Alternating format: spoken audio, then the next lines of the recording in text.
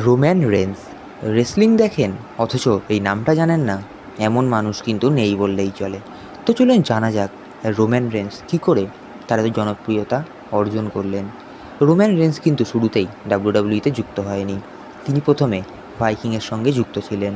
তারপর সেখান থেকে তিনি তার দিদির ফার্নিচারের দোকানের কাজে যুক্ত হয় এবং পরবর্তীতে যেহেতু তার ফ্যামিলির সকলেই রেসলার ছিলেন, তাই তাদের টানেই এক কথায় ডাব্লিউডাব্লিউইর এনএক্সটিতে রোম্যান রেন্স তার প্রথম ম্যাচ খেলা শুরু করে এবং WWE Roman Reigns, Seth Rollins এবং ডিন অ্যামব্রোসকে নিয়ে একটি দল গঠন করে, যে দলটি ডাব্লিউডাব্লিউইতে খুব জনপ্রিয়তা অর্জন করেছিল।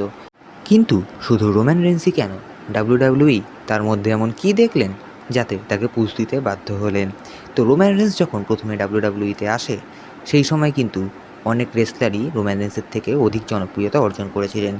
রোম্যান রেন্স হয়তো তাদের সাথে অনেক ম্যাচও হেরেছে, কিন্তু রোম্যান রেন্সের কঠোর পরিশ্রম ও তার হার না মানা মানসিকতাই রোম্যান রেন্সকে আজকে এই জায়গায় দাঁড় করিয়েছে। আপনারা হয়তো অনেকেই জানেন 2014 থেকে 15 সালে রোম্যান রেন্স আবার লিউকেমিয়ায় আক্রান্ত হয় এবং ডাব্লিউডাব্লিউই থেকে তার রিটায়ার ঘোষণা করে এবং তিনি এও বলে যান যে তিনি আবার এই তার রোগটিকে ছাড়িয়ে আবার ডাব্লিউডাব্লিউইতে আসবেন। তো রোম্যান রেন্সের এই কঠোর মানসিকতা ও পরিশ্রমের জন্যই রোম্যান রেন্স শুধু ডাব্লিউডাব্লিউই কেন, বরং রেসলিং দুনিয়ার অন্যতম একজন সেরা রেসলার।